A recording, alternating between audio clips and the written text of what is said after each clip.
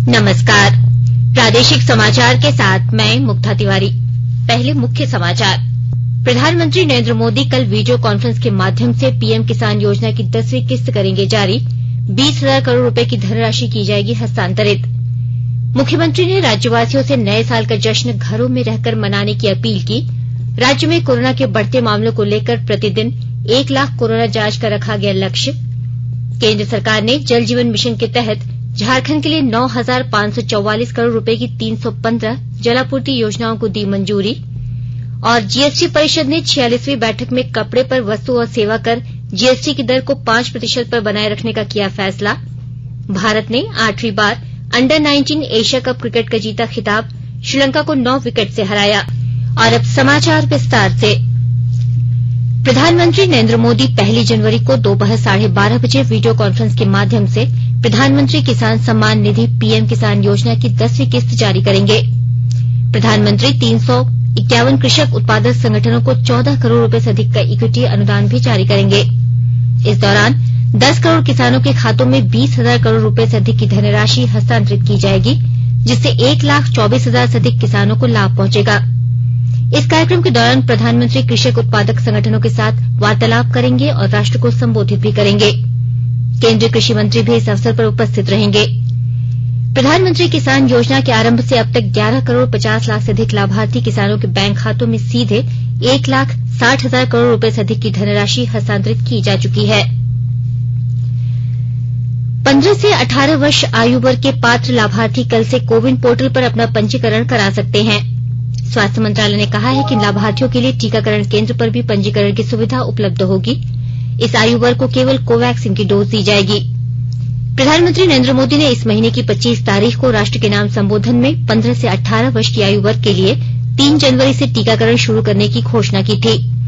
अन्य बीमारियों से पीड़ित लोगों के लिए एहतियात के तौर पर टीके की तीसरी खुराक 10 जनवरी से शुरू की जाएगी। 15 साल से 18 साल की आयु के बीच के जो बच्चे हैं, अब उनके लिए देश में वैक्सीनेशन प्रारंभ होगा। 2022 में 3 जनवरी को सोमवार के दिन से इसकी शुरुआत की जाएगी। अधिक आयु वाले हैं और पहले से ही किसी न किसी गंभीर बीमारी से पीड़ित है, उन्हें प्रिकॉशन लेना सलाह योग्य है।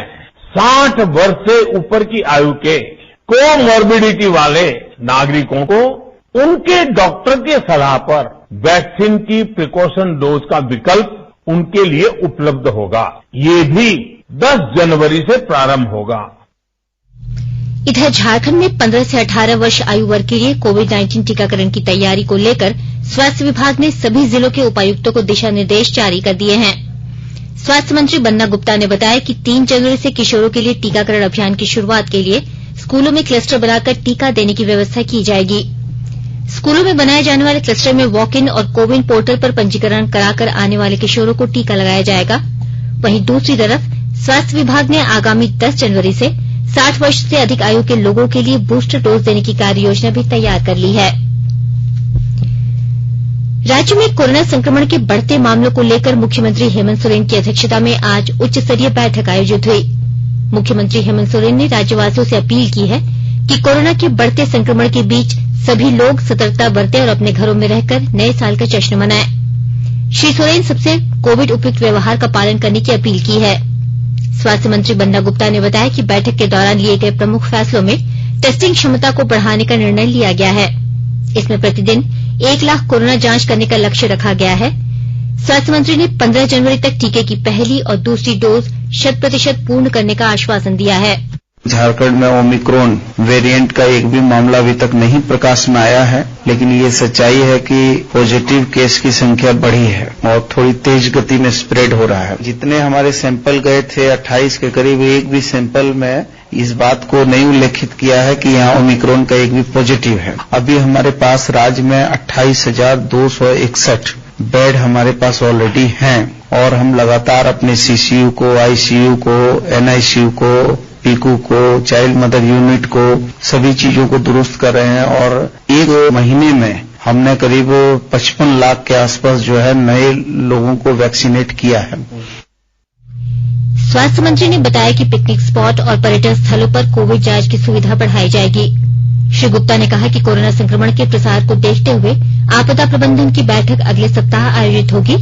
इस बैठक में स्वास्थ्य मंत्री बन्ना गुप्ता, मुख्य सचिव सुखदेव सिंह, स्वास्थ्य विभाग के अपर मुख्य सचिव अरुण सिंह मौजूद थे।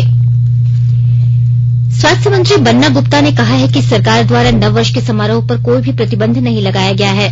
उन्होंने सभी से अपील की है कि राज्य में कोरोना के बढ़ते मामले को देखते हुए राज्यवासी कोविड सतर्कता बरतें। इधर रांची जिला प्रशासन ने 31 दिसंबर की रात को आयोजित होने वाले कार्यक्रमों के दौरान कोविड-19 गाइडलाइंस के उल्लंघन पर कार्रवाई किए जाने के निर्देश जारी किए हैं। वहीं कोडरमा जिले में आज रात से धारा 144 लागू कर दी गई है। कोरोना गाइडलाइन के अनुसार कार्यक्रम स्थल की क्षमता से 50% लोगों को ही प्रवेश की अनुमति दी जाएगी। देश ने कोविड टीकाकरण अभियान के तहत 145 करोड़ से अधिक टीके लगाकर एक और कीर्तिमान स्थापित किया है। केंद्रीय स्वास्थ्य मंत्री मनसुख मंडाविया ने एक ट्वीट में डॉक्टरों, वैज्ञानिकों, स्वास्थ्य देखभाल और अग्रिम पंक्ति के कार्यकर्ताओं द्वारा साहस, समर्पण और संकल्प से 2021 के चुनौतीपूर्ण साल का मुकाबला करने के लिए उनका आभार व्यक्त किया। केंद्र सरकार ने जल जीवन मिशन के तहत झारखंड के लिए 9,544 करोड़ रुपए की 315 जलापूर्ति योजनाओं को मंजूरी दी है। जल शक्ति मंत्रालय ने बताया कि इन योजनाओं से राज्य के 4,424 गांवों के करीब 8 लाख ग्रामीण परिवारों को नल से जल उपलब्ध कराया जाएगा। केंद्रीय मंत्री गजेंद्र सिंह शेखावत ने इस वर्ष 2,479 करोड़ रुपए आवंटित किए, जो पिछले साल के आवंटन से 4 गुना अधिक है।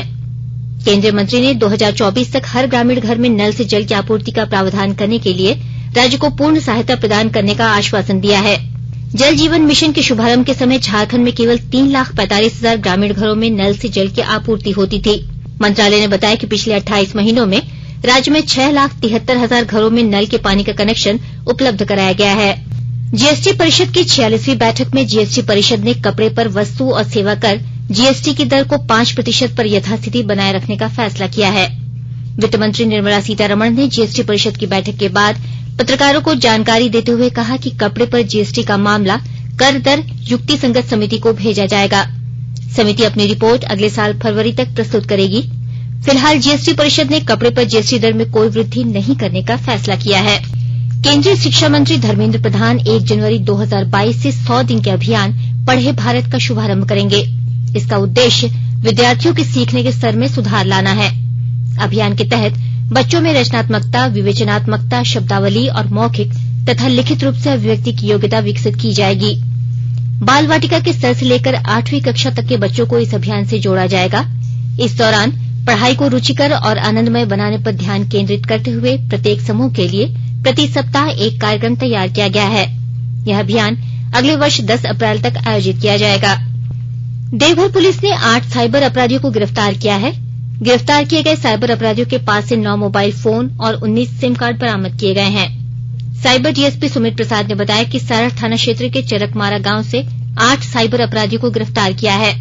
इन साइबर अपराधियों द्वारा धनी ऐप के माध्यम से ठगी की वारदात को अंजाम दिया जाता था। भारत ने श्रीलंका को 9 विकेट से हराकर 8वीं बार अंडर 19 एशिया कप क्रिकेट का खिताब जीत लिया है। भारत और श्रीलंका के बीच अंडर 19 एशिया कप क्रिकेट का फाइनल दुबई में खेला गया।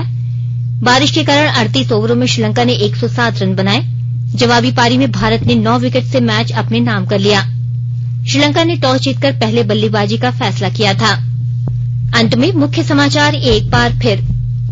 प्रधानमंत्री नरेंद्र मोदी कल वीडियो कॉन्फ्रेंस के माध्यम से पीएम किसान योजना की 10वीं किस्त करेंगे जारी।